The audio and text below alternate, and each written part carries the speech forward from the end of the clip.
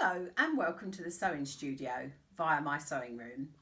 Today I'm going to talk you through how to make a really simple block which will turn into a quilt, either a single bed size or the top of a double bed size, and it's all done with a layer cake. Now a layer cake is a pack of 10-inch squares and there's 42 of them in the pack and they've all been cut for you. So we're going to make this block here. So this is our block and I'm going to show you how to do that.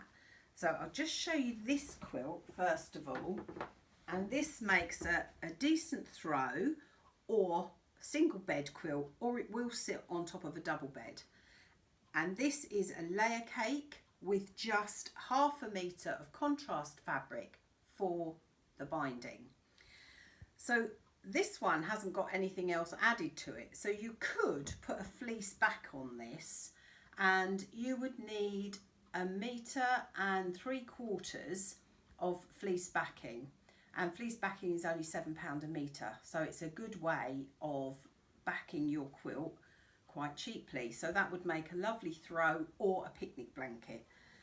So I've also done the quilt in, I'll just put that over there a minute, fold that up in a minute. I've also done the same quilt, and this one has got a border on it and a fillet as well. So it's the same block, so you can see how it looks completely different, done in a different colourway. It's got another 1/2 metre of fabric for the fillet, 1 metre of fabric for the border, and 1/2 metre for the binding. And this one I've backed with the fabric that was in the range, and that takes 3 meters of fabric for the back. So how are we going to make this block? Let me show you. So we take our layer cake and we are going to cut 3.5 inches from each one. So I'm just going to line that up. I'll say that again. We're going to cut a 3.5 inch strip off of each one, and we're going to make 2 piles, and you wonder why you're going to make 2 piles. So to sew them back together again, I flip one over and then I pick one up from the bottom and I pick one up from the top, because what I'm trying to do here is to shuffle my fabrics. And now I'm going to join those 2 back together. Then I'll join these 2 together, so you can see by flipping them over I'm mixing the fabrics. When you've sewn all of those together, what you end up with is this,